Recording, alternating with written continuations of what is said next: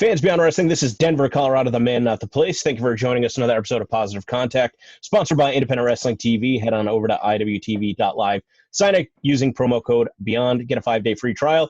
And if you want to support us, stay on as a paid subscriber after that trial ends. We'll get a few dollars back from that. And today's guest is Erick Stevens. Erick, what's the best way that the fans can support you as well? You know, I have a special situation. I do not need any income via wrestling.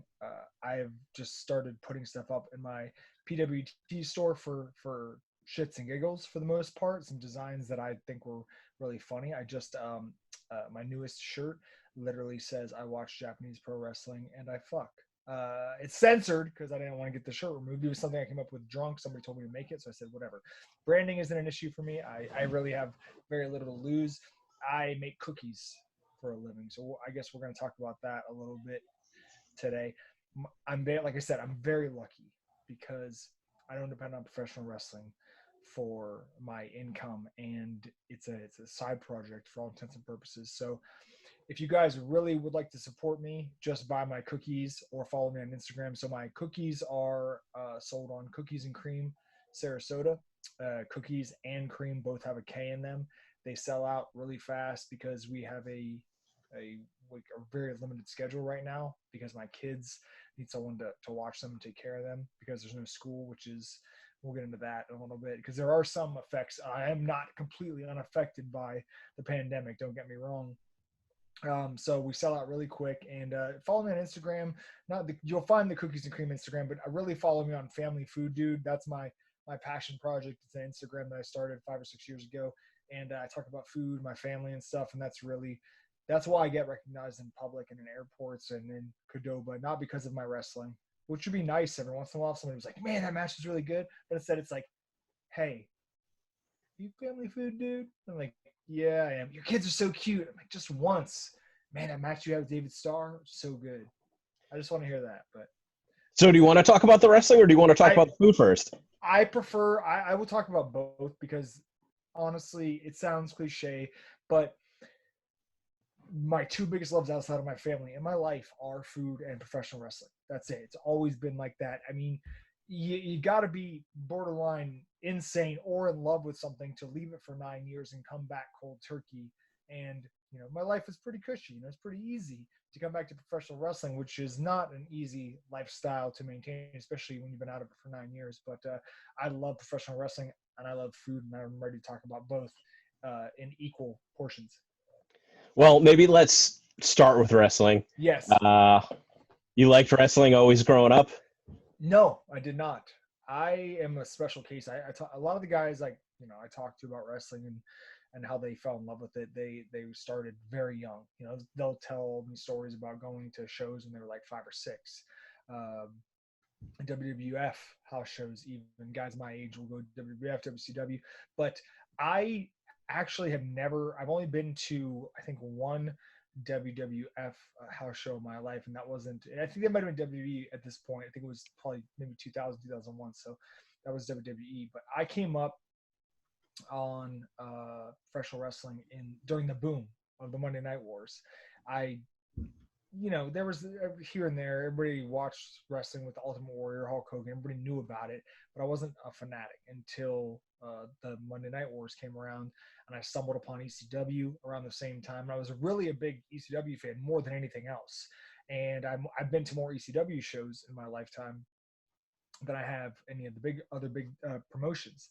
But I got into it late, and I fell in love with WCW first, oddly enough. And then I was the kid I'm not alone here. The kid would have the TV, it's hard to explain to people who didn't grow up in the 90s, this setup. But you have the TV and you have the VCR, right? You can only watch Raw or Nitro. You couldn't watch both, but you'd record the other one so you could watch it later. That's that's how I grew up in the 90s, and got into tape trading after that. And long story short, figured out Japanese wrestling existed, and that exposed a whole new world to me. So you would watch Nitro, you would tape Raw, but you'd watch both. Initially, I would watch Nitro, and then as WWF started to get more steam, and the angles got a little bit hotter, I started to gravitate towards that. And then I came back because I started to become smart. I started to go on the message boards, and I started to kind of drink the Kool-Aid a little bit. And over time I kind of gravitated more towards the style in WCW of the undercard. I really liked, Chris Jericho, Eddie Guerrero, the Luchadors, guys like that. Their style is just more fun to me. And there's nothing wrong with the big match style of WWE, but over time, and it stayed this way, just like the more, I guess, work rate matches. So what's the moment, what are you coming across when you decide, yes, this is what I want to do? I'm not just going to be a fan anymore. I want to participate. There's a specific match, and once again, I'm not alone here. Halloween Havoc 1997, Rey Mysterio Jr. versus Eddie Guerrero. And this match is so important to me because it made me feel something. And I think everybody has this moment where they watch a match, and it's probably happened multiple times for a lot of us, where they watch a match and it makes you feel something. Well, I watched this match and I thought about the way it made me feel, and I wanted desperately to make people feel the way that match made me feel. And we'll come back to this with food because I got into food for the same reason. But I wanted so badly to have people go, wow, what a great match. Or you're a good wrestler. That's really, for me, the biggest high. When I got into wrestling, it wasn't to make a big payday, to get famous. I never cared about that. I just wanted to get the props from my peers and from the fans, and that's all that ever mattered to me. Now, you talk about that match being an influence, but I think you're more well known for kind of a more hard-hitting, almost American strong style. Yep. You're talking about the Japanese wrestling as well. Was there ever a point in time when you were training where you said, I want to go in the route of Lucha Libre, and then you pivoted, or was it more of the influence of, hey, this is how I want to make the people feel, but I think Japanese wrestling's cool, so I want to kind of go that route? So I had started watching Japanese wrestling around the same time, and because of tape training, for those of you who aren't aware of how things used to be in the dark ages, you couldn't just go onto the internet and watch stuff. If you wanted to watch Japanese wrestling, you had to go on tape trading message boards on AOL, or you had to order them from tape trading or retailers that sold tapes. Like Smart Mark was around in the late 90s, I think, but Yep. RF Video was the big one for me. RF Video carried a lot of Japanese tapes. They were pretty much the main source. And Mayfield had some crazy Japanese stuff that nobody else had. And if you really search hard enough on AOL, you could find it. So around the same time, I started to dive into Japanese stuff. J Cup '94, like many other people. Once again, that was my first Japanese tape, and I went from the Japanese juniors, and I stumbled across. I went to Hayabusa. I watched some deathmatch stuff. Not really for me. It's crazy, but not really for me. I stumbled across All Japan Professional Wrestling. And that's when I fell in love with King's Road style, which I could talk all day about differences between strong style and King's Road, but I am definitely more of a King's Road guy. New Japan's cool. I love New Japan, but All Japan, I can't really explain the effect it had on me. Around the same time, like I said, so I started tracing back in the early 90s, started watching all this stuff with Kobashi, with Masawa, Taui, Akiyama, Kawada, Hansen, started falling in love with the Gaijin especially. And I knew and Vader was one of my first favorite wrestlers. Like when I started watching wrestling again in 96, I was like, this guy's the coolest dude ever. Vader and Ahmed Johnson and Psycho Sid. That was my big three. So you can evolve. You can evolve, all right? But I fell in love with those guys, and All Japan Wrestling is really what formed, like you said, what my ideology in my career became. Because I was like, I'm never going to be as big as these dudes. Like, I'm never going to be as big as Dr. Death Steve Williams. But I was like, when I got into wrestling, I told myself that I was going to pattern myself after him. And at the very worst, I would be a pocket Dr. Death. And I'll never forget the first time somebody like compared me to him when I was in Ring of Honor. And that was like the coolest thing ever. What were some of the message boards that you'd go on? I was a big Death Valley Driver. Yep. Video review user and a CCW fans user. Those are the two big boards that I was on. Before that, it was just the AOL message boards, and I'm pretty sure that was it. Like the old school. It's archaic. I mean, I wouldn't be able to explain it to you guys who grew up in the 2000s. It's just you'd wait for the dial-up to connect. You'd get on.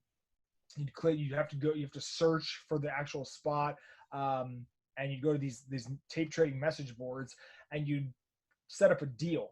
It was like a drug deal. You'd be like, hey, I will give you Best of Hayabusa Volume 2 if you give me, I don't know, this All Japan TV from summer of '96. And you make the deal, and a lot of times you'd have to wire money to the people. And once again, I'm speaking Greek to a lot of you kids out there. A lot of you fetuses don't understand about money, wiring money to people. And you might get the tape, you might not. And when it finally came, like a month later, it was like a 16th generation piece of shit, and tracking was terrible. But you were just happy that you could watch something that wasn't, TV wrestling. You probably watch it until it wears out too. That's what I did. And first I only had like, it's like when you first start buying CDs, you only have 2 or 3 CDs. You listen to the same albums over and over again. So I still remember I watched J Cup '94 like I don't know how many times, just ad nauseum. I still remember the finish. That top rope gut wrench suplex, dude. Benoit, and it's just like those things are burned into your memory forever. So, but that was my youth. Was tape trading. So how do you go about finding a wrestling school? This is a good story. My first indie show actually was at the St. Petersburg Armory. In I think it's 2000, and I go there, Reckless Use on the show, which is really cool because I'm dating myself a lot here, but when I grew up, I was working at this grocery store, Winn-Dixie, and every time I'd go to a break room, my lunch break, I would buy actually I wouldn't buy it. I would just take one of the After mags and go up to the break room, and I'd leaf through it, and I would see all these guys in independent wrestling, like guys these days, everybody on the indies because you can watch them online. When you read names like in 1997, or 98, like Don Montoya and Reckless Youth and Cheetah Kid, Mr. Ooh La La, and all these guys, you don't know what they look like. You don't know how they wrestle. Maybe you see pictures every once in a while, but other than that, you don't know what you're getting into. So it's surreal when you go to these shows. My first show, Reckless Youth was there. And I was like, man, these guys are so good. These guys are so good. And I was really obnoxious, chants and all the stuff that I hate that fans do now. And so whatever, I had a friend there from Backyard Wrestling. I backyard wrestled. We don't need to talk about that. Everybody's, whether you want to admit it or not, almost every one of us in professional wrestling has backyard wrestled at some point or another. And some of us were better than others. I wasn't that great, but there was somebody was there that said they could train me to be a professional wrestler. So I believe him. We had backyard wrestled together. So he's like, yeah, I come to this house at, I don't know what the time and date was, but whatever. Fast forward, I go to the house, knock on the door, and the door opens up, and it's Roderick Strong standing behind the door. And I'm like, I'm here to train? He's like, yeah. You're here to train? I'm like, yeah, I'm here to train. He's like, all right, meet me around back in like 20 minutes. I come to find out that Roderick Strong was actually sitting behind me at the wrestling show, and he hated my fucking guts. He was so happy to see, and we talked about this a bunch afterwards because it's a good story. He was so excited to see me because he was going to beat the living shit out of me. He was going to be like, he was just going to make me quit the first day and just be rid of me. What he didn't know is that I'm a stubborn piece of shit, and I wanted to be a wrestler more than I wanted to breathe. So we go back there, and like he whips my ass the first day, and the guy that said he was going to train me never even showed up. I don't know the story behind that, but and we, after the training, we sat down, we talked. Turns out we had a lot in common, and we bonded like really quickly after that. And the rest, as they say, is history. By the way, that ring they showed, I don't know if you guys have seen the NXT video package when Roddy first came in and he was a babyface. It's like a really shitty pony ring. There's literal carpet, not carpet padding, carpet for the canvas. That's the ring I trained in. It was a piece of garbage, but it served its purpose. I mean, you said you didn't want to talk about backyard wrestling, but from my experiences, I feel like the backyard wrestling and the tape trading kind of went hand in hand because my buddies would tape trade and they would get like a bonus tape, and it was like the people that were putting together the compilations of the Japanese wrestling were also backyard wrestling, and they would throw in a free tape, and that's how you found out about them. And then it's like, wait, if these guys are doing it, why can't we do it? And then it was kind of like, well, then we would watch the tapes, that they ordered and then try and emulate it. And that was kind of, obviously backyard wrestling was popular in the day, more so because the best of backyard wrestling tapes, with, the naked ladies and the light tubes getting smashed and all that stuff. I don't know. I think it's interesting that the two kind of, I'm sure there were people that were tape trading that were probably older that didn't partake, but for people that were around high school age, definitely getting involved in that. I'm just embarrassed because my backyard wrestling wasn't as good as the backyard wrestling that came around after like 2000, because I was backyard wrestling in the late 90s. There was some like good stuff happening. Like some of the guys that came up around the same time, like Ruckus, Sanjay Dutt, those guys were all wrestling around the same time. We were like archaic compared to the stuff that, yes, I used to lurk the backyard wrestling link. I know a lot about like a lot of the guys that even the guys I wrestle with now. I'm like, hey, like Makabe and I talk about it all the time. I was like always amazed at the quality of wrestling that was coming up from a backyard level was better than some independent stuff I was seeing in Florida at the time. So I was always impressed by that. And, you know, like you said, we always would emulate the stuff. I mean, I still remember doing like Tiger Driver 91s and just we were doing burning hammers and stuff like that. I mean, it's a miracle nobody hurt themselves with all the crazy Kings Road stuff. But it was a formative couple years for us. I mean, it's funny even now because I saw on Twitter just a couple weeks ago, Ricky Shane Page retweeting, I think PWA in Australia, that CJ Phoenix from HVWA was, you know, I don't know if he'd ever even trained at some point, but like his old backyard stuff from, God, 10, 15 years ago at this point, like circulating it. And it's funny to the extent of which it holds up. You know, obviously not professional gear, but the influence in terms of some of the moves and the wrestling style that's incorporated and the fact that it's almost timeless is pretty unbelievable. I think that was why we were kind of always drawn to it and what, you know, inevitably ended up becoming Beyond Wrestling. But yeah, it's wild to think like there was so much stigma surrounding it back in the day. Like if you were backyard wrestler, like it had to be done in complete secrecy. Like nobody was allowed to know about it. And now everybody basically that participated in that has like, you know, a lot of the guys have gone on to actually do some pretty significant things. Obviously, Will Ospreay probably being the most notable. Yeah. And then Alex Zane kind of, you know, he came from the backyard and then kind of got into wrestling. It kind of faded away for a second. And he was gone for a while because I think that when we first started Beyond Wrestling, he had already left wrestling at that point. So that would have been 2009. So the fact that he was gone for so long and then came back and then obviously did the backyard wrestling themed GCW show and then kind of blew up from that. Yeah. And that's another thing, you know, people will be quick. Some people will be quick to jump on crazy spots or stupid spots. But in this era, those gifts, it can be one gift that is the catalyst for your entire career. And you go back, you trace back in history. This dude's he's wrestled for New Japan. He's wrestled all over the place, Ring of Honor. And to be frank, it's because of that 630 plancha through a table to Deppen on that GCW show. It's crazy. Well, I mean, you talk about the gifts, but like back in the day, it was like we would have a video camera. You'd have to use a capture card. You'd have to hope that the capture would go through without dropping so many frames. Then you'd be lucky, you know, you're sifting through all this footage to put together maybe 3 minutes worth of clips. Then you put a song to it. You have to wait an eternity for it to export. You're uploading it to finally, you know, maybe 2 or 3 weeks worth of work just to be able to share it with people. And now it's like, you know, you have a GIF going up at full high definition almost instantly as the move happens.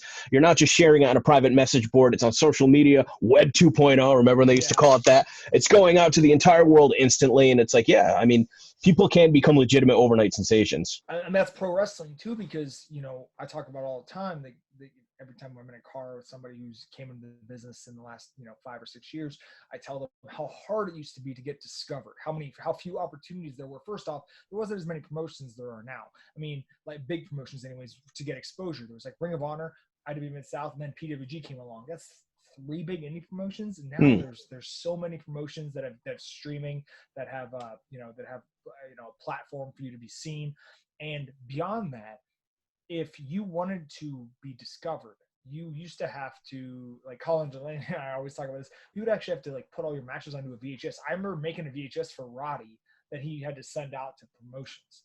Now you can just have a match on IWTV and everybody sees you on IWTV and they're like, I want to book you, you know, or if a promoter's like, hey, can I see some of your work? You send them YouTube links. I think that it's lost in the current generation how easy it is to get your name out there. And I think that can't be overlooked because, man, it was back in the day, unless you knew somebody, like if without Roddy, I would have never got my shot in FIP, which would have never given me my shot in Ring of Honor. So you really, back in the day, had to get lucky that way. Did you ever have success putting together tapes? And basically, I mean, that's essentially the pro wrestling version of a cold call. You know, how many tapes of your resume do you think you sent out in the day? I didn't have to. I was lucky because of Roddy. I had a little bit of nepotism, but Roddy sent out tons of tapes. And I still never forget when Cedric Strong, and this is a reference that's going to be lost on a lot of people because nobody even knows Cedric Strong even existed. But I remember they sent out tapes. Both of them sent out tapes of their tag team, the Strong Brothers, and Cedric got picked for the Super 8. And it wrecked Roddy. I mean, it was one of those catastrophic moments that just crushes your ego because he trains, he helped train Cedric. It's like he's the younger of the two, and frankly, he wasn't as good as Roddy, clearly. But he got the opportunity, and there was a couple moments like that for Roddy that really, made him want to quit. But he was sending the tapes out, and I don't remember exactly how he got on Gabe's radar, but he flew himself up for the first couple pre-show matches at Ring of Honor until they were like, all right, this guy is something special. Let's put him on this, this Generation Next thing. And he took it from there. But it was not an easy thing for him. He didn't have that many outside. I mean, he wrestled for Jersey All Pro a few times and maybe like one or two other, like CCW, a couple CCW shows. He wrestled Nick Gage, which is hilarious because I still remember how shook he was to wrestle Nick Gage. And this is before Nick Gage was a convicted felon. This is like just, old school Nick Gage. And he was like, "Oh man, I'm so scared." And I still remember that. And that match it was batshit. And he wrestled for IW Mid-South shortly after Ring of Honor. But he had to get that. He made the best of the opportunities, but he had to work super hard to get those opportunities. And a lot of guys had to do the same thing. Well, it's funny, too, because you're talking about not only do you have to invest, I'm sure, the time it takes to make the tapes, the shipping to send them out, the cost of the materials, flying yourself to shows. I mean, people really have to invest in their career at some level. But there are promoters that take advantage of that. And then there are promoters that also say, hey, this person really has something to prove. They keep showing up. Obviously, it's coming out of pocket. I mean, when the bell rings, you have to be able to deliver end of the day. There's very few people that get by just on favors. I think at least nowadays. But you really have to take that risk and also be in a position in your real life that you can do so financially, and it's not going to put you in financial ruin if it doesn't work out. Getting back to the training, how long did you train before you had your first match on a live show? Almost 2 years. Wow. Roderick is a perfectionist, and I'm the only person who's ever trained, and he was very adamant that I have at least a year under my belt before I get in the ring in front of a crowd. So I started training, and then I had to go back to school. So I trained like 6 months, and when I came back, I started training like literally. I came back from school with all my boxes of stuff. I didn't even unpack. I just left it in my car. And the next day I was back at his, and I used to have to drive 45 minutes there, 45 minutes back. I would do it three times a week. Wrestling in that backyard ring, getting bit up by mosquitoes, getting just absolutely brutalized. And he had there was a lot of students between his dad and he would run the school, and because his dad was a wrestler too.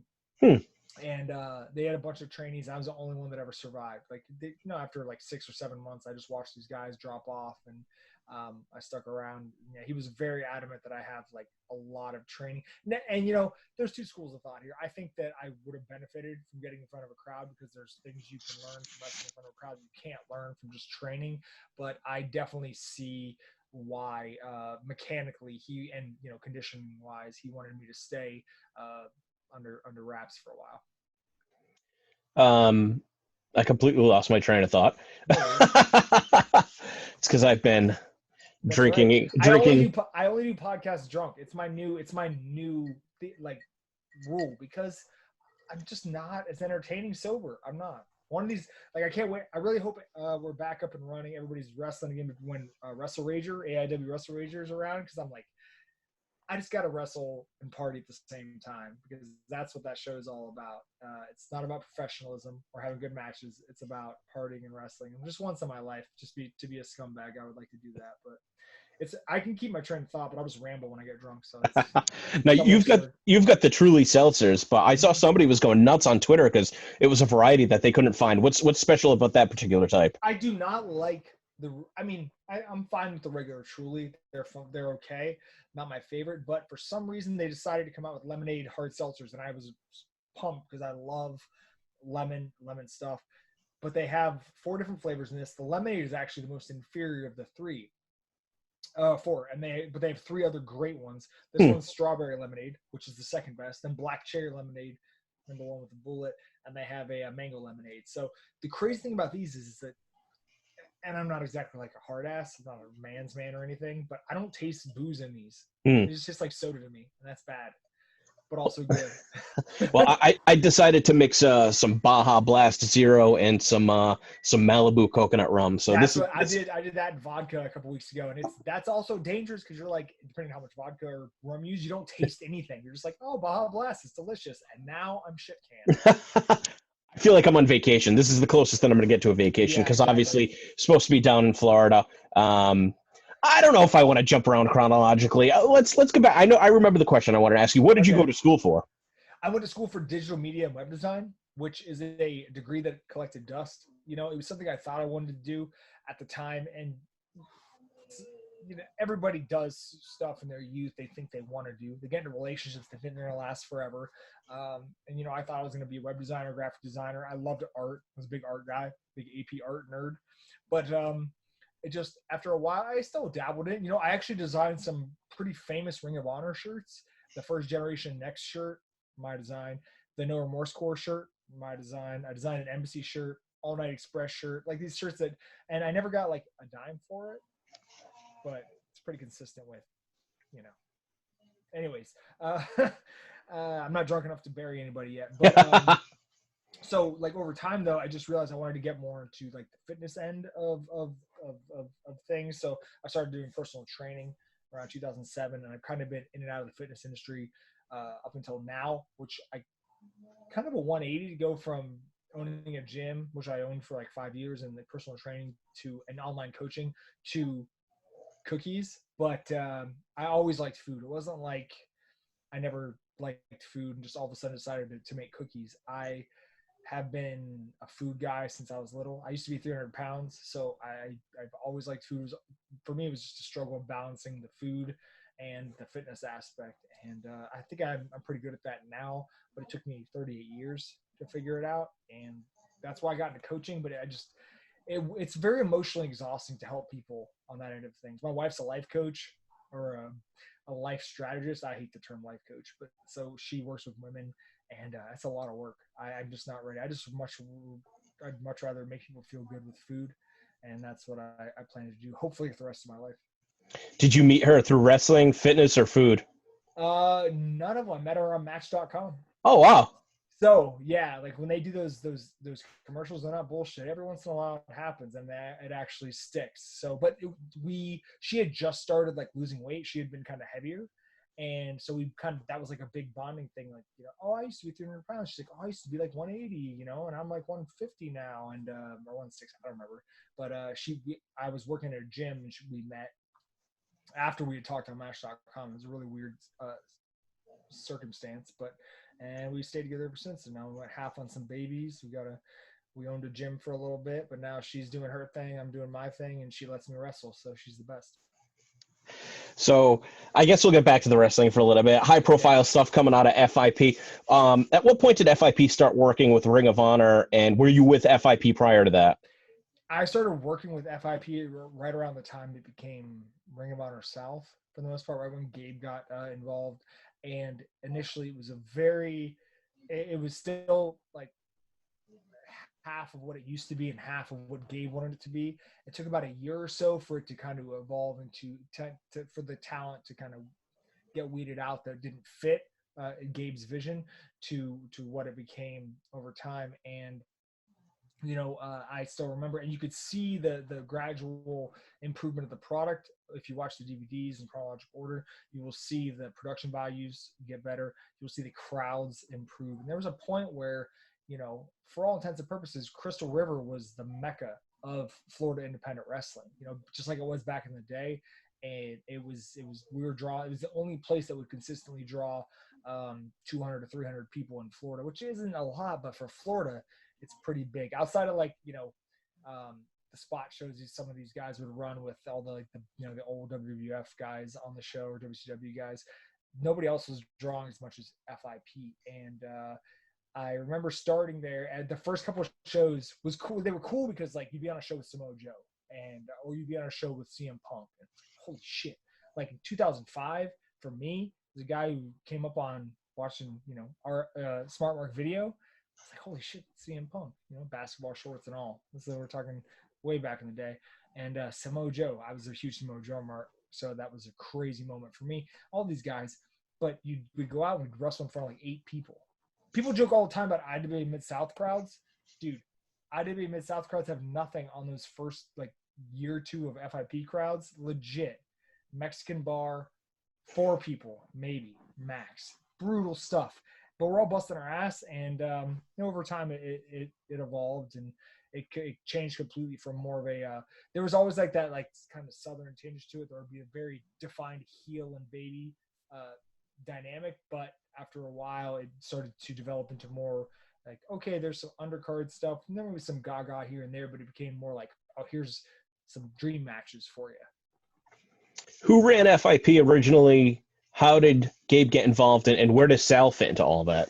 Sal ran FIP. I honestly cannot remember who else was involved initially, but I have a funny little anecdote, and many people may not know this, but FIP, before it became like the PWG of the South, was just another Florida indie.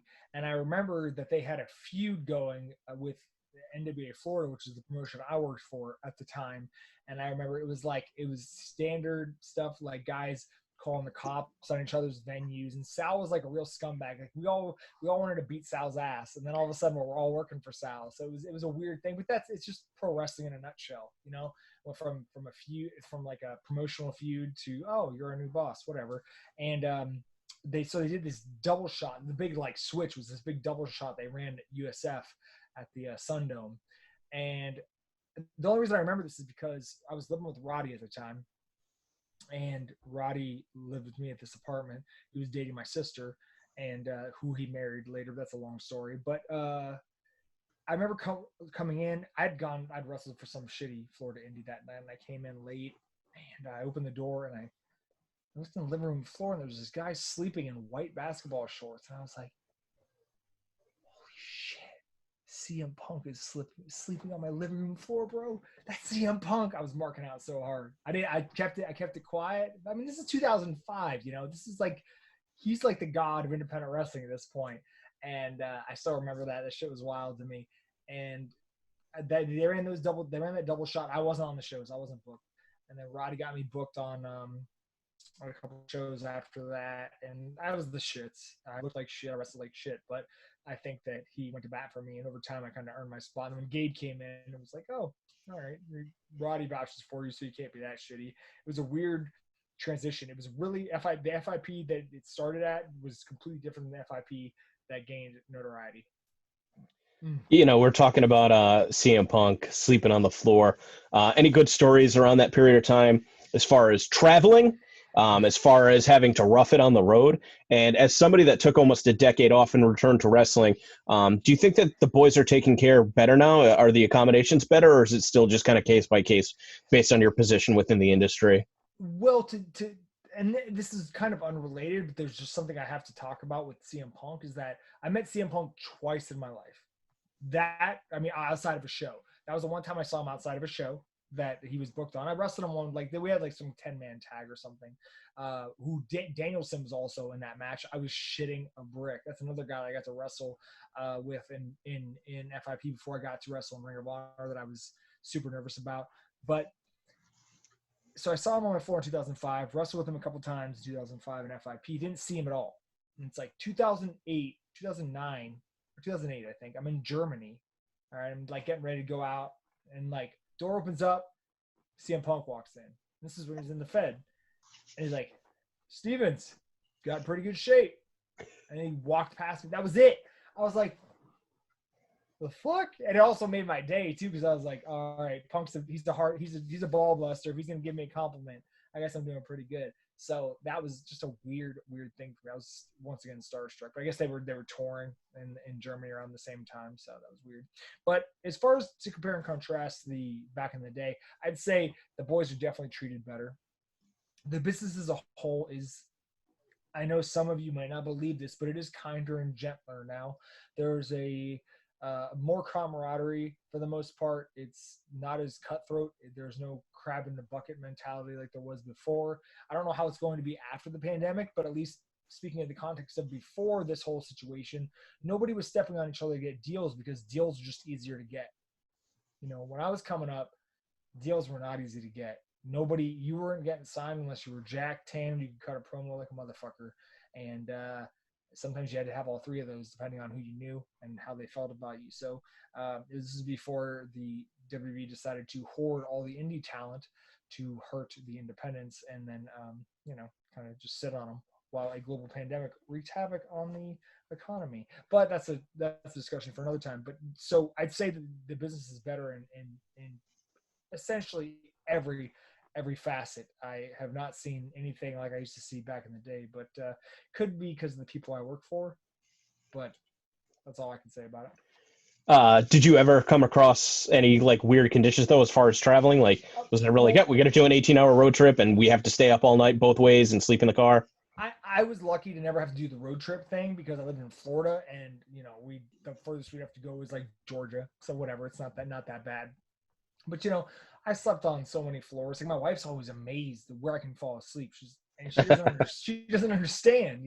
I used to sleep on floors all the time. Like I can fall asleep anywhere, especially airplanes, airport floors. I can fall asleep on easily. She doesn't understand that. But I just think that I don't think that I was hardcore by any means. I see a lot of the guys in the Midwest I have so much respect for because I was a little jealous because they had the luxury of driving to all these promotions. They had so many options. Florida, we didn't really have that.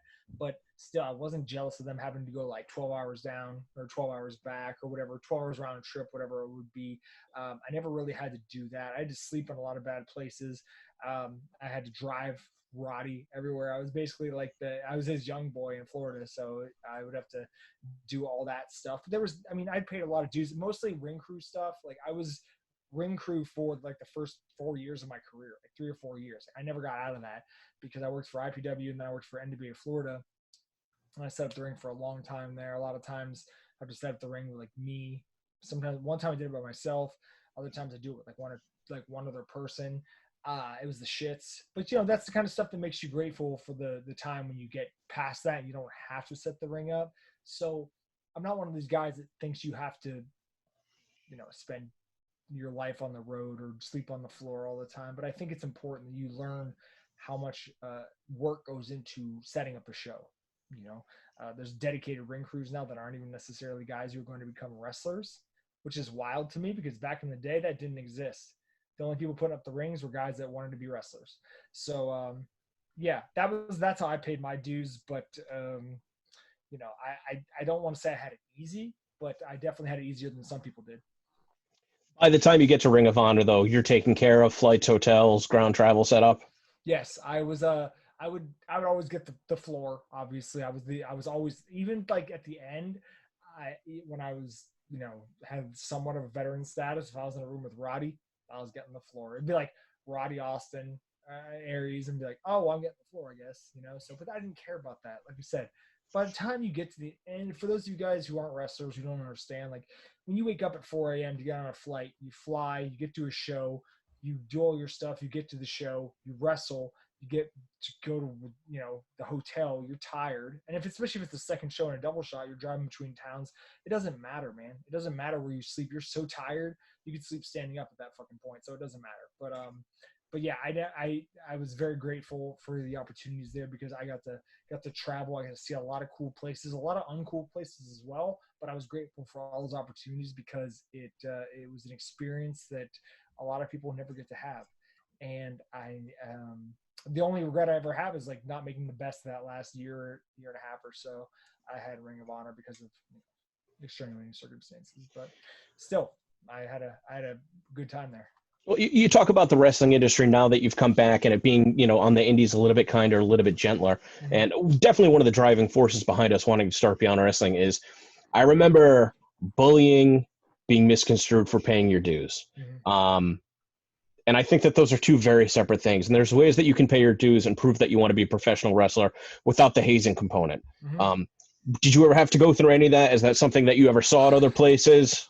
I saw it a lot. Some of it happened to me, but not for the most part because I think people knew Roddy would beat the shit out of him. But not like outside the ring. Like Roddy's not a shooter, but they knew that they got in the ring, he'd blow them up, beat the shit out of them, legit. And I saw it a lot in Florida because Florida has always been, like a lot of the South, behind a curve, you know, both with the in-ring style and just the mentality, you know, the slow it down, kid, grab a hold. It's like, okay, do you not watch the rest of the independent wrestling right now? Like, they're not doing that. So you can hold on to that. I think a lot of the, excuse me, I think the problem was a lot of Southern guys ended up in Florida. A lot of old school guys ended up in Florida that just couldn't let go of that old school mentality. And I saw a lot of hazing, a lot of, the thing that bothers me the most, it's not ribbing so much, it's just the way that people will talk to other people. And I saw it a lot, and it reminded me of high school. And if you're watching this right now and you're a young wrestler or you're thinking about getting into wrestling, understand this. There is a hierarchy in professional wrestling, but the hierarchy of professional wrestling does not supersede the hierarchy of humanity. We are all human beings, okay? You cannot let somebody talk to you and treat you like a piece of shit. If somebody tells you to go, hey, set up some chairs, okay, cool. But if somebody starts talking shit to you and starts demeaning you and insulting you on a superficial basis, calling you fat or maybe calling you ugly or saying something about, you know, your sexuality or something even worse or more insipid than that, you got to stand up for yourself. Tell that person to fuck off, because honestly, that kind of person doesn't belong in the wrestling business in 2020. That's not the type of wrestling business we want to promote. It's not the culture we want to perpetuate. That's just old bullshit. And it's just like this stupid fucking boys club, you know, just like hyper masculine bullshit that I hate. And I grew up getting picked on in high school, guys, and so it rubs me the wrong way a lot. Now, don't get me wrong, I'm gonna be nice to you, but if you're new and we get in the ring, I'm gonna beat the fuck out of you. But I'm gonna take care of you. So I know it's kind of a contradiction in terms. You get to the back, it's all good, man.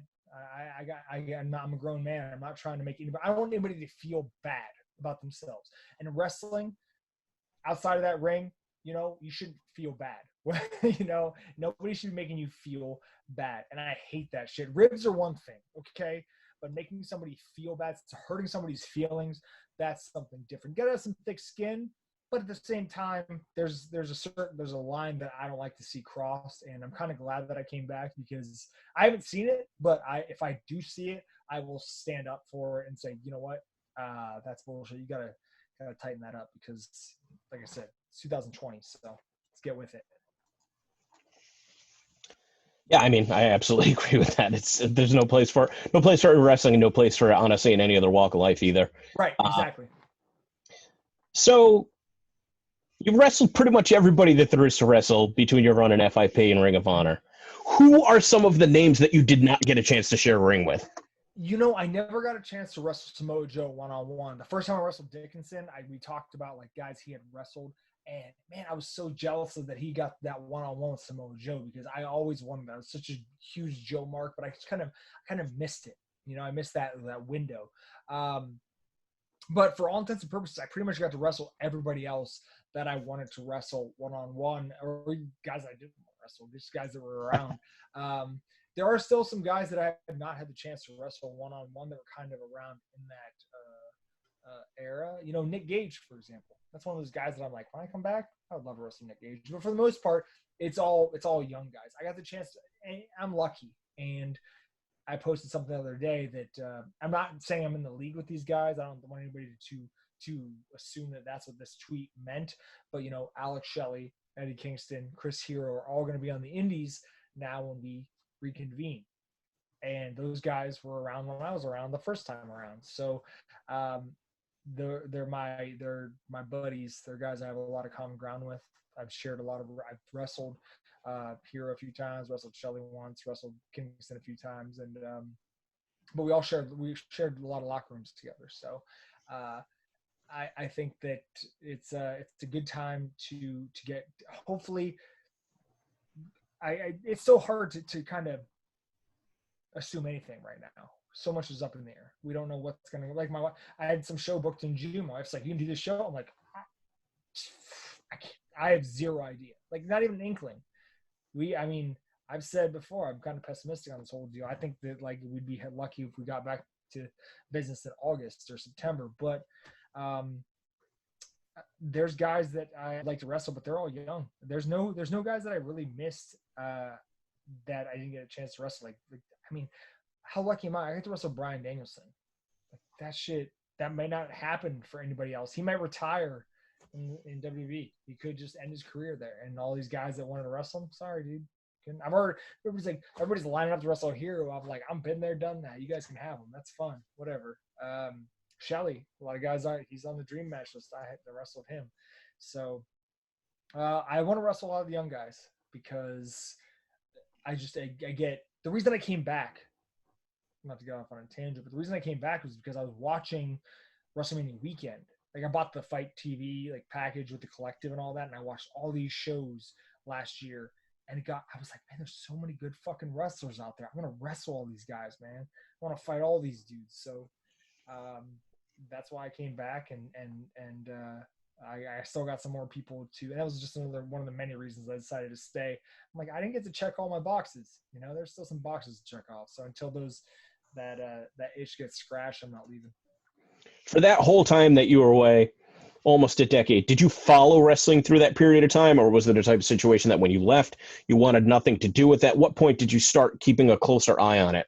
So I had there's a gradual, I guess a ramping up of interest. So when I quit Ring of Honor, when I decided to just leave wrestling, I quit cold turkey. I didn't watch wrestling of any type for 2 years, which it doesn't sound like anything crazy, but you have to understand that from the time I turned 13 to that point, I watched wrestling every single day of my life, or I thought about it at least, or I played a wrestling video game. I mean, it was permeated every aspect of my daily life. So to go at cold turkey tells you I was a little burnout, a little bitter about the whole ordeal. So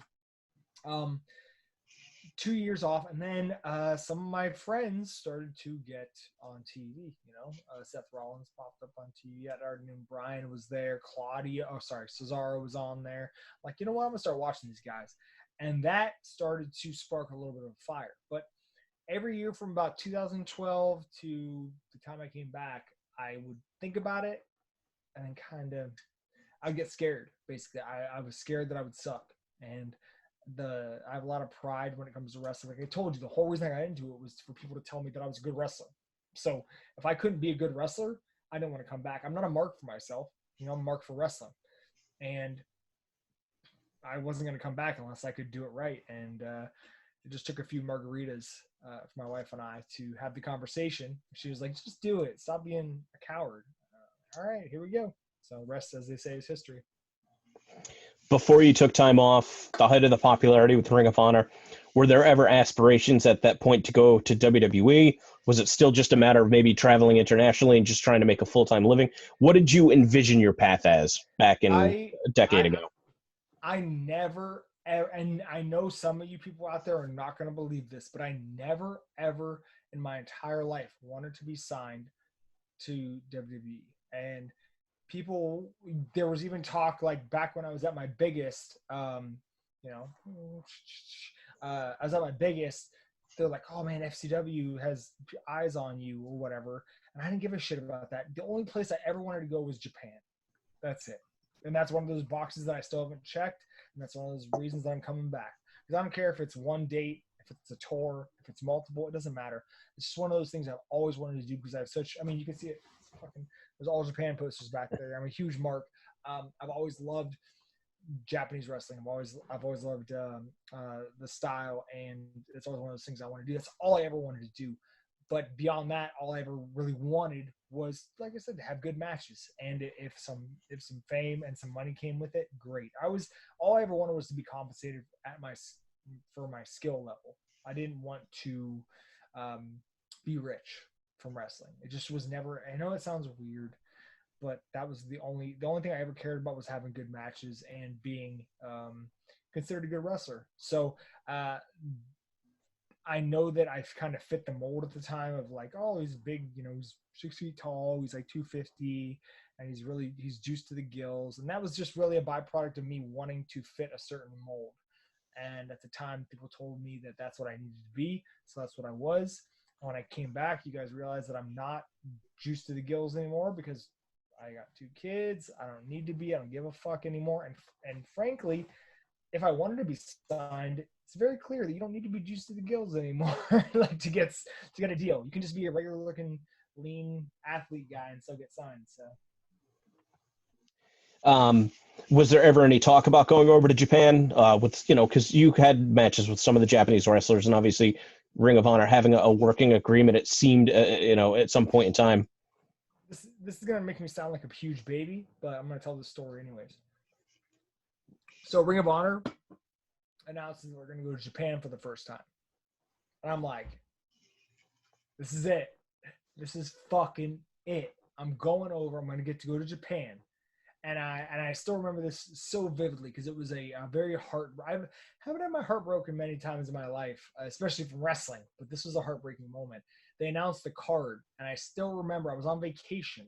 I was in like Maryland or something, seeing some relatives, and I saw the card get announced, and I wasn't on it, and I like broke down. I cried because I was like, do I not deserve this? Do you not know how much this means to me? And I guess I was still naive about the wrestling business. Nothing had clicked yet really. But it really broke me.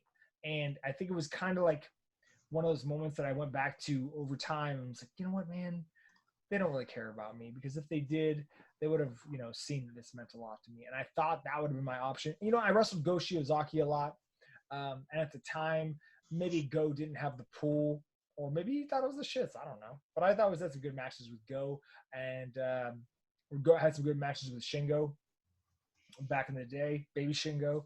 And, just nothing ever came of it. And I think really when it comes to stuff like that, it's just a matter of being in the right place at the right time. And I think I don't know a lot. I don't know what my career would have become had I stayed, but I'm almost 100% positive that if had I would have stayed, I would have eventually got to Japan by this point. But that's neither here nor there. The only thing now is for me to do everything I need to do in my power to make people see me, and hopefully things fall where they may, and I get one little tour. But like I said, I can go to my grave without doing that, but it would still stick in my craw. When you left Ring of Honor, was it something where it was like, hey, I've got about 6 weeks left, I want to wrap it up? Or was it like the last match you had, you're like, fuck this, I'm out of here? It was neither. It was very strange, a very strange set of circumstances. Let me break it down for you. So for the last year and a half of Ring of Honor, I was miserable because for those of you guys who don't know, like Ring of Honor fired Gabe, who was like, I was a Gabe guy. No matter how he wants to spin it retroactively, like Gabe liked me and he believed in me and pushed me, and I had a lot of good matches with Roddy. And we were building to this thing where Roddy and I were going to be a tag team. And Gabe got fired like right around that. I think this is 2008, early 2008. And then along the same time, because for those of you guys who don't know the history, Gabe got fired because Gabe wanted to keep Ring of Honor like an independent promotion, like just DVDs. That's it. Just I want to be on DVDs. Maybe streaming wasn't a thing. This one meant DVDs, but Kerry wanted TV. And I'm not going to go into you guys know who Kerry is if you've been around wrestling. He wanted TV really bad. Gabe didn't want TV, so it was a kind of an ideological butting of heads, and Gabe had to go. So in came this new regime that was built to deliver a TV product. Cornette and Pierce and Hunter, not Helmsley, Delirious, and nothing. I got nothing to say bad about Pierce. Pierce is the man, but there's other two guys, whatever. So I didn't want to come to Ring of Honor to be a TV wrestler. TV wrestling fucking sucks. If you've never done it and you're used to independent professional wrestling, where somebody goes, "Oh, give you you guys got like 10 to 15, you can do whatever you want, whatever." That's awesome. It's so fun. And you go to this situation where "Oh, you got 4 to 6." And you have to do like a very specific thing, including entrances, all this bullshit. And you got to do all these like pre-tapes, and you got to sit around all day at the venue and wait for your cue to go do this promo. And it's just a bunch of sitting around. And TV wrestling, to me, it sucks. And it's another reason why I just never cared about going to the Fed, because I've had And I've wrestled for MLW, wrestled in TNA. Like I've gotten a taste of it, and I don't like it. So it was something that I didn't want to do at the time, and I look back on it, and I didn't make the most of my situation. I should have put my head down and not felt sorry for myself and just worked harder and made the best of my opportunities. But instead, I kind of just I got really bitter. I got really, really jaded with the business, and I just didn't try that hard. And I just was like, you know what, man? Forget this. Forget being big. Forget you doing gas all the time. I'm just gonna like diet for a bodybuilding competition, get super skinny, and see how lean I can get.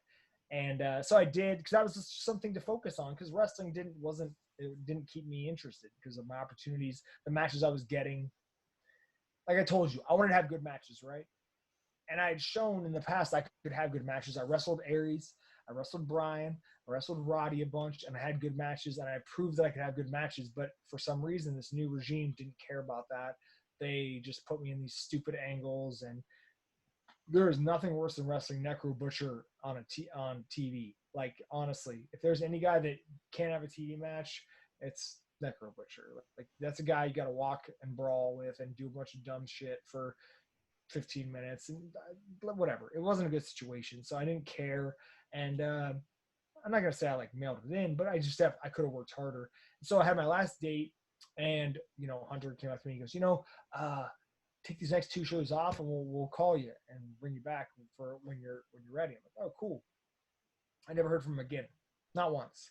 And after 3 years of killing myself for the company, that didn't sit right with me. It was really screwed up. And the only person I ever heard from the company, besides Roddy, obviously, was Hero, actually. Chris Hero texted me, like, hey, man, where you been? Hey, man, they said they're going to bring me back, and they never did. So that broke my heart. Once again, we go back to the heartbreak. It broke my heart so much that I was just like, fuck this business. Fuck this business. They chewed me up, spit me out. This company that I died for, essentially. Like, I sacrificed relationships for this company, sacrificed time with my family. I didn't have a family and stuff, but then my parents, my sister and stuff like that. There's so many things I'd done for this company, and they didn't care. So it really left me feeling very, very bitter. So I just that was it. And I decided I would never, ever, ever in my life come back to professional wrestling. God is my witness. Do you feel like you put all of your eggs in one basket with Ring of Honor? I'm just kind of going through Cage Match and looking at some of the match listings and stuff like that. And aside, 2010 having it looks like going out to 16 carat for WXW. I mean, the majority of the wrestling is taking place at Ring of Honor, and I know that other guys too would still be able to get booked out at some of the regional promotions as they were building up, like a Chikara King of Trios type weekend, or maybe AIW would bring in one guy every few months, Jersey All Pro. Did you get offers and you rejected them because you were focused on Ring of Honor, or was it just Ring of Honor didn't bring you to that height? I think that for a lot of the guys that weren't in that upper tier, Ring of Honor just had a stigma, especially when they got to TV. Like, we had a thing in our contract where we could not work for anybody who had TV, and I don't think that was communicated well to other companies. I think maybe some companies were like, oh, they can't be on DVDs or whatever, that we don't want to use them at all. So, and when you think of a TV company, you think, oh, they're exclusive. And PWG was still pretty new around this time, and I wasn't in with the PWG. I mean, Roddy tried, I think, but maybe Super Danny just never liked my work. I have no idea. But I had worked for Ian before, and I just never got back there. And there just wasn't, once again, we go back to, there wasn't a ton of opportunities. There was only so many promotions that you could work for. And I was happy with Ring of Honor because they kept me pretty busy. But I would have loved to work for other promotions. I would have loved to go out to California. Goddamn, I was like dying to go to PWG. I really think that I could have done well out there. I just never got the chance. And I think looking back on it, had I got more opportunities outside of Ring of Honor, it may have saved me from retiring, but being just exposed to Ring of Honor, being exposed to the rigmarole of TV, the TV product, it just burned me out. I think that one of the things that's so interesting about your comeback is that you were very active on social media within the professional wrestling community as a retired wrestler before you even announced. So you had a following based on the matches that you used to have, but you also, I mean, again, having a following with the family food dude. Mhm. And then also having a following within the current day social media. It kind of reminds me of what MLW did with the podcast network before launching the wrestling promotion again. Um, there was a lot of fanfare and excitement when you came back. And I remember a couple fans hitting me up specifically saying, hey, like Erick Stevens is coming back. Would you work with him? I don't know why we wouldn't work with him. I don't know that I've ever met him before, but I'm certainly familiar with his work. But it's one of those things where it's like, who knows if it's even feasible? I don't know what your rate's going to be. I don't know where you're flying from. There's so many things on the logistics side of things. And I don't even know that I necessarily realized that when you agreed to do Uncharted Territory, I was just like, like it's not going to be a big scoop for us. He's going to be back for everybody by the time that we do the match with Dickinson. But you had only done one match, which I don't even know. I think somebody taped it on their phone, but it's not like something that was widely circulated. Nobody saw it. What was the whole process as far as getting booked for Beyond? And did you specifically ask to wrestle Chris? Like, how did it all come about? What's crazy is that when I got back onto Twitter, I had no intentions of ever. I was on Twitter for like 2 years. I might have had like 500 followers. I got back onto Twitter, and I got really into Twitter because I'd never been into Twitter, and I realized I'm like, oh my god, I can get all my news via Twitter. Like, you wake up and you see all these headlines, like, oh shit, this is like my news. And beyond that, the wrestling community on Twitter is huge, and like all these gifs and stuff and these indies. And that's how I kind of re-immersed myself in independent professional wrestling, because I had no other means to kind of figure out who was big and who wasn't. And, I started kind of just dipping my toes in here and there. And I remember I got like I got a Battle of Los Angeles DVD and stuff like that, and kind of started getting back into independent wrestling slowly. But it really helped me kind of find some Japanese stuff that I wasn't all that familiar with as well. And it gave me community to kind of like talk to people like, hey, I see like Erick Cannon. What's up, man? I'm on Twitter, and Chris Hero. Hey, what's up, dude? So it was really cool to see these guys that I hadn't been able to talk to in a long time. And I just kind of was like a fan. I was a fan of wrestling, and I would talk about wrestling and things like that, and also just talk my normal shit. And people seemed to enjoy that. And I remember, it's pretty crazy because I'm almost at 10,000 followers. And I remember when I announced my comeback, I had like 1,500. And it was I never put any thought into Twitter. Twitter was just a way for me to communicate with people about wrestling, to talk about wrestling, and to find new wrestling, and to like retweet gifs or funny memes. That was all Twitter was to me. And Twitter's like almost like I'm only Erick Stevens on Twitter. Like, Instagram is Family Food Dude. I do have an Erick Stevens Instagram, but Twitter, I talk about food a lot, but I'm definitely Erick Stevens on there. Erick Stevens is definitely more of my real personality, definitely the more the harder edge of myself, cussing and stuff. Family Food is the softer side of me. I got to be PG, but like the family food dudes, like I said, I want to approach a bigger audience. The Twitter is more of a niche type thing, and that's Erick Stevens. How about this? Before we jump into the Beyond Wrestling debut and the match with Dickinson, let's talk about Family Food Dude. How did that all come about? What's like all the work that went behind it? Because that's something that I always hear everybody talking about. I've never actually talked to you about it, so I want to know everything about that. So 2015, Instagram is pretty much in the primordial ooze stage on all platforms. Like, I had just switched from Android to iPhone, so I was like, oh, I got Instagram finally. This is the greatest day of my life, because I was a big food guy. So obviously food is a very visual medium. And so I would go and there's so many food accounts now, but you got to understand that from the time my wife and I met, one of our great bonding activities was we would find out about something new coming out on one of these other old school blogs, and we'd go to like Target, we'd go to Walmart, we'd hunt, we'd go to all the different stores to find the new Pop-Tarts or to find the new cereal or whatever. And we'd finally be like, yes, this is the greatest day of our lives. So that was one of the things we really liked. And I started to do that. I had like an Instagram. It was me like powerlifting and then me finding food. And over time, people kept asking like, how is this? How is this? How is this? And I'm like, fuck it. All right, I'm going to start reviewing this stuff. It was mostly ice cream, because ice cream's like my main thing. I love ice cream more than anything. Like my YouTube channel, I just checked the other day. This crazy how time flies. I have like 475 ice cream reviews on my YouTube. fucking ridiculous. I don't care how long your YouTube is running. Like to review 475 ice creams, like to eat 475 ice creams, and I've eaten a whole lot more than that. But to review that many is wild. So I started doing these reviews in my car because Instagram allowed video, and as soon as Instagram allowed video, I was like, all right, I'm gonna review shit in a minute. And it was very raw, very archaic. I wouldn't even edit it. I would just film it in a minute. It was such a pain in the ass, and people loved it. And then when I had my son, I started involving him, and that's when we took off because he was a maniac, and he still is a maniac. Like tonight, when you were like, "Hey, can you do earlier?" and I was like, "Yes," because this kid's going to bed early because he did not sleep during his nap, and he's driving me fucking up the wall. He was wilding out today. He was bad. So, that took off, and I started talking about my family more, and I started talking about just real life. I started just being myself, and it just took off. And I did have 100,000 followers. Instagram's weird. You'll like have 100,000 followers one week and then like 99 the next week, and you go back up to 100,000. It's just weird, but it's wild to me that I get recognized a lot locally, but I'll get recognized like when I travel for wrestling. I'll go to Chipotle to get some food before a show. Hey, family food dude. Or I'll be at the airport. I'll be like getting a water, and I'm like, hey, are you family food dude? That's cool to me. That's really, really cool to me. So I don't really care that I only have. There's some food blogs that do the same thing that I do. Like they post food, but they don't see the person's face, and they have a lot more followers than me, which is cool.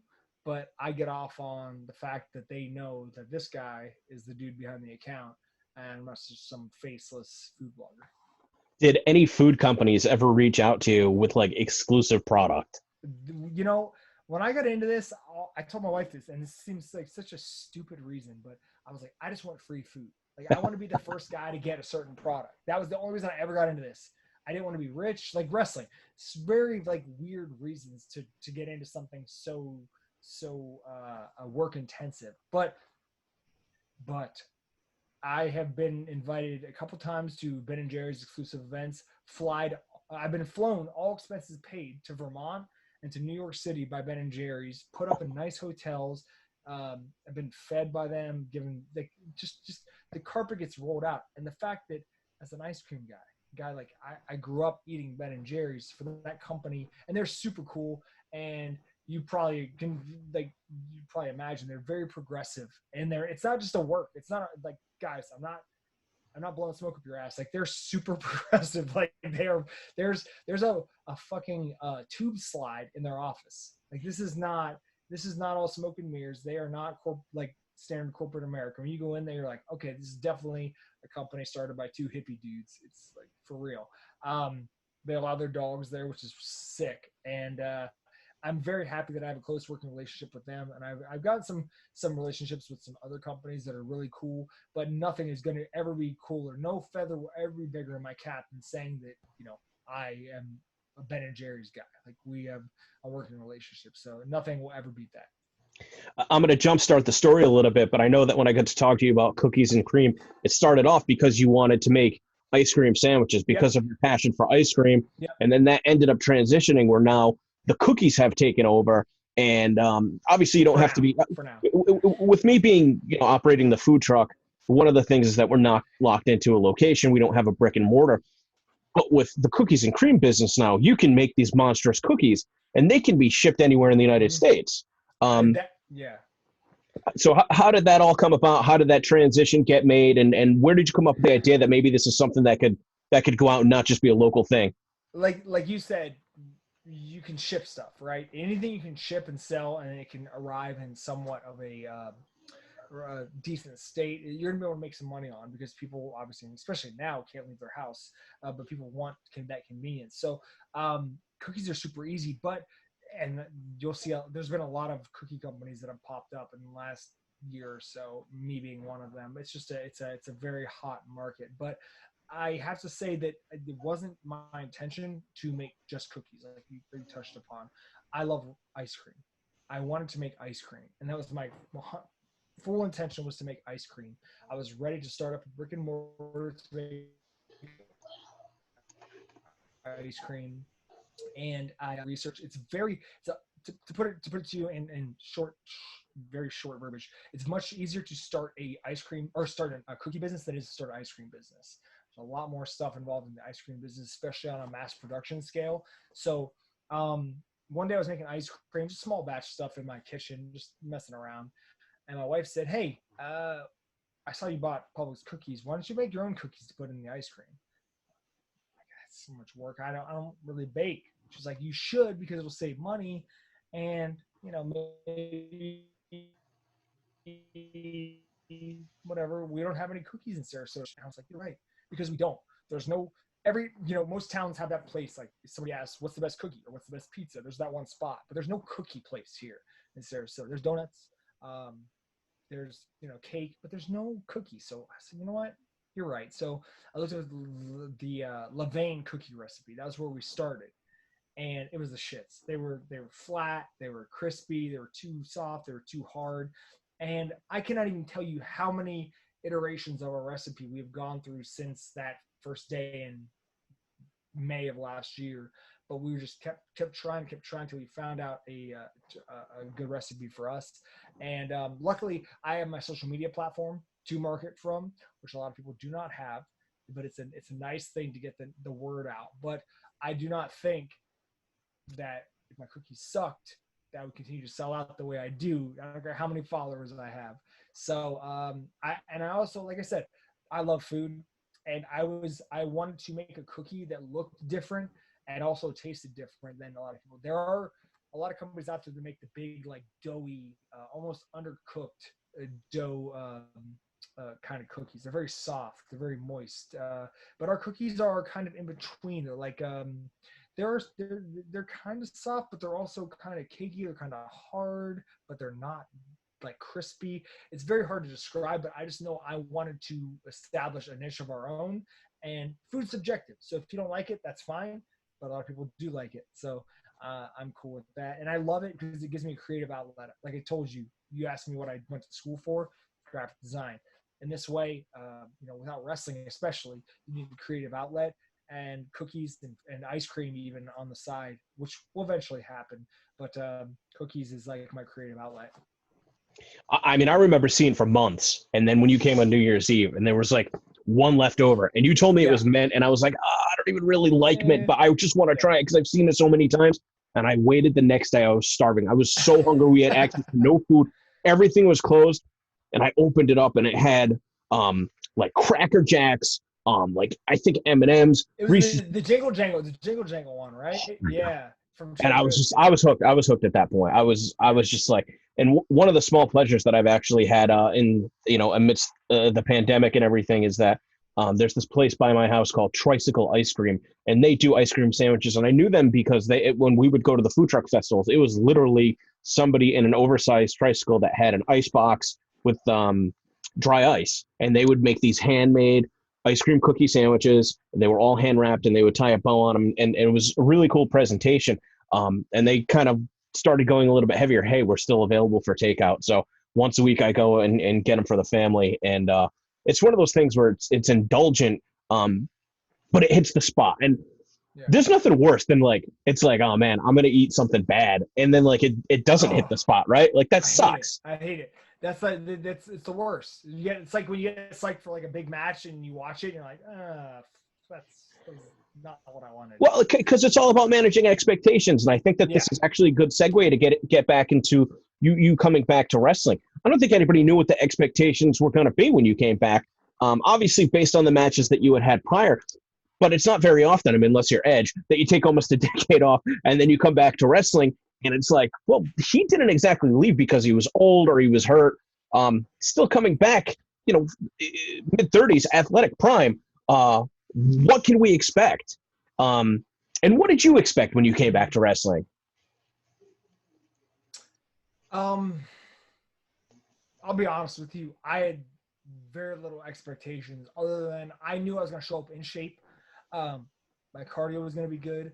Not ring cardio necessarily. I only trained a month in a ring, with a month being 4 sessions in a ring up until that first match. But I knew I wanted to just not make a fool of myself. That was all I wanted to make sure of.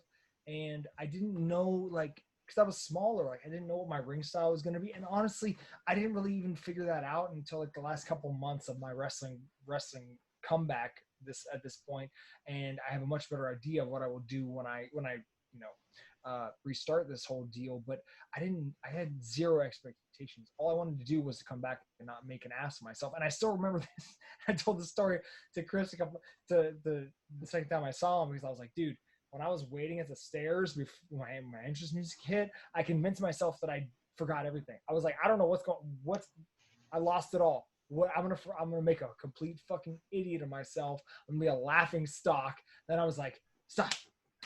No, I got this. Let's go. Come on, you've done this shit before, and it was fine. I had so many moments like that where I had the first like 2 months or so where I doubted myself and I second guessed myself, but after a while, it all came back. It's kind of like muscle memory. You did it. I mean, I did it almost every weekend of my life, almost every week of my life for that first 7 years, that 7 years of my career, and that stuff just doesn't disappear. Can I pee? How about this? We'll wrap it up real quick. Okay. I was like, I gotta piss. Give me like 3 or 4 more minutes. Okay, I can hold it that long. Okay, cool. It's just funny to me because Chris puts himself in the mindset where it's almost like a fight in order to be able to form. Everybody sucks until he wrestles them, and then after you wrestle them, you kind of get an honest take on it. And talking to him afterwards is like, hey, what do you think of him? Is he good? He's just like, yo, like this is somebody, like it's almost like a time capsule. This is somebody that was legitimately in the midst of the popularity of independent wrestling, wrestled everybody that there is to wrestle in independent wrestling. Like, this guy is legit, and you don't know how special it is to be able to work with somebody like that. Obviously, the platform of uncharted territory, which is something that we didn't know whether it was going to be a success or a flop. Did you get a lot of feedback from the match with Chris live from that night, by virtue of it taking place kind of on a live broadcast? Very much so, because it was like, for all intents and purposes, my comeback match. I had that match before, but nobody really saw it. This was live. A lot of people were gifting it, and I talked about it a lot. I'd made friends with a lot of people on Twitter who were very excited to see me come back. A lot of people who were pushing me to come back, and I had a lot of eyes on the match, and it was really cool to see the feedback for that. It was actually the only time I had more feedback was the David Starr match, which also happened in Beyond. I don't know, that was just another thing where the stars aligned. It was just the right time, and it was also a really good match. But with Dickinson, I think that it was funny because he was a guy you asked before if he was on my radar, and he was one of my top 5, I'd say, of guys I wanted to wrestle. And because I could tell, I had never met him, but I knew by the way he wrestled that him and I had a similar mindset when it came to professional wrestling. And like you said, the time capsule thing, you have to understand that I came from an era of professional wrestling where there wasn't a lot of scraps on the table. There wasn't a lot of meat on the bone here. Like, Ring of Honor was all about one-upping. Ring of Honor was all about, you didn't want to go out. Nobody was going out in Ring of Honor mailing it in. If you mailed it in, you were out of the company. You weren't gonna stick around, especially like when I came in 2007, 2008. That first year was so hard, like hardcore, of just everybody just killing themselves. I mean, you guys have seen some of the bumps that happened in that era, and some of the matches that happened in that era. You've seen Nigel take the post with his head. You've seen, that was right before I came in. You've seen the Danielson Morishima matches. You've seen all that stuff. It was blood sport, man. It was really real hardcore stuff, and everybody wanted to prove that they were the best. And Ring of Honor had the company itself, and all the roster had a lot of pride. So my mindset didn't change. We hit pause, and I came back in 2019 with the same mindset that every time I go out there, I have a lot of pride in myself as a performer, and I would never show up, no matter who I wrestle, to mail it in, to have a bad match. And Dickinson was like literally probably the perfect first opponent for that. And first opponent, and one final question. When we had Big Ball scheduled, that was going to be your retirement match, I reached out to you, and you had said that you wanted to wrestle Chris. That wasn't something that I pitched on you. Had things planned out the way that they were supposed to with WrestleMania weekend, and had the pandemic not come and not everything getting washed away, do you think that you would have retired after the match with Chris, or do you think that you would have wanted to still accomplish more as an independent wrestler? It was almost too perfect of an ending. I could not have written, coming full circle, to end my career in the same place that I cut my teeth in Tampa, to wrestle the guy that I wrestled for the first time in my comeback, really the guy that I wrestled my last time to come back. And I would have fucking killed myself. And I think I'm not gonna assume anything, but I'm pretty sure Chris would have killed himself too, because when he found out that I picked him as my last opponent, he was like, game on. But everything happens for a reason, and I had every intention of retiring. And I probably, if I would have had the matches that I was supposed, I'm not going to spoil anything, but if I would have had the matches I was supposed to have that weekend and finished with Dickinson, having the match that I had in my head with him, I'd have been fine. I'd have been out. And that's cool. I would have just got out of my shield, left the boots in the ring, all that shit. But that's not how it happened. That's not how this story's going to end. And now I don't know when the story's going to end. And my wife, and furthermore, I know nobody's going to believe me, but I had every intention of retiring until my wife started talking to me, because I was like, I'm done. This is it. This is just a sign. This pandemic thing, whatever. I guess it's not meant to be. And my wife's like, stop being a little bitch. Like, you're in control of this. This is your your destiny is your decision. You cannot let extraneous circumstances decide when this ends. And I was like, if I wrestle like a couple weekends a month for like, even if it's like more than a year, you'll be fine with it? She's like, sure, whatever. As long as we were like schedule it out and whatever, and you're not gone every weekend. I'm like, well, fuck it. I guess I'm staying. So that's where we're at now. And I know this is gonna sound like I'm blowing smoke in my own ass, but I feel like the Indies can still use me, just like they can use guys like Shelley, Kingston, especially Hero, to have a not necessarily like a. It's weird. I guess I'm a veteran, but I just like to be around, to be that kind of real life presence, to say, you know what, man, yeah, you had a bad match tonight, but it's okay, because you're gonna have like 6,000 more matches, and some of them are gonna be bad, some are gonna be match of the years, and I wish I would have had somebody like that, because I used to put all my eggs in that one basket, and when I had a bad match, it was like the worst thing ever. So, and it's just I just like being around these guys. I like being around in the cars with them. I like being in the cars with like Dom Garini, and he's like my wrestling son. Him and Kevin are my adopted wrestling sons. And Tom's like my Tom Lawler's like my wrestling wife now. Like, I feel bad. Like, there was no way I could have retired without saying goodbye to all these guys, without saying goodbye to you, without saying goodbye to all the people that I met beyond and AIW and Black Label Pro. It just didn't feel right with me. It just didn't sit right with me, and I can't go out like that. I already went out once with all these regrets. I can't go out again like that. So hopefully we get back to business, and I can have some more good matches before everything is said and done. Cool. The independent wrestling scene absolutely needs guys like you, and there's not many guys that have your level of experience.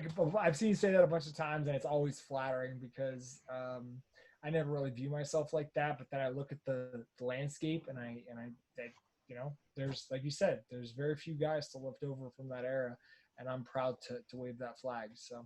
Absolutely. Somebody that does it for the passion, for the art form, not just going to just jump in front of the contract. So right. I definitely appreciate you taking the time to be on Positive Contact. Any last words of wisdom that you want to get in before I hit the stop recording button? I know a lot of you guys out there are freaking out, not necessarily because of the financial aspect of this situation, which is definitely a reason you should freak out. Yeah, I can't relate there for the time being, and I'm glad to have the situation I do. But wrestling wise, first and foremost, don't worry about it. I took 9 years off, came back, I was fine. You can take 5-6 months off if that's what it comes to. You'll be fine. One other thing, situations are tough. Some of you guys don't have the opportunities that some others do, and that's fine. But look, if you're feeling sorry for yourself right now, if you're not working out, if you're not training hard by whatever means you can find, if you're just eating everything in sight, stop, because I said this I just did AIW's podcast last weekend. I'm going to tell you guys what I told them. Independent professional wrestlers out there, just like 30 people that got released from WWE. 30, like legit, like 30 people. These are people that were wrestling for a living, like a big living, like more than you were making. They were on TV every week. If you think they're gonna like come on to the indie scene and just mail it in, just want that paycheck, the easy day, they are not. If you think Kurt Hawkins, if you think like Brian Myers, if you think these guys that just got cut, fucking Chris Hero, you think these guys are coming on the scene, gonna mail it in, they're not gonna come at their best. They are not. You're gonna be in for a rude awakening. They're gonna come take some people's spots. And if you're just one of those people that is feeling sorry for themselves, feeling complacent, you're gonna get your spot taken. Because I know it seems like it's never gonna lift. I know it seems like the light at the end of the tunnel is so far away. But at a certain point, we're gonna get back to business. Just don't get caught with your pants down. Don't be that person that's not ready. Don't be that person that's letting themselves get out of shape, because sooner or later we're gonna get back to wrestling, and I want everybody to be as ready as possible. So that's all I'm gonna say to you guys, because independent wrestling is gonna be completely different when this all gets started back up, and I just want everybody to be prepared for that. So. Oh man, I appreciate it so much. Thank you for taking the time to do the interview. I'll be keeping an eye out for when my mailman comes, get that Easter leftover pack in the mail.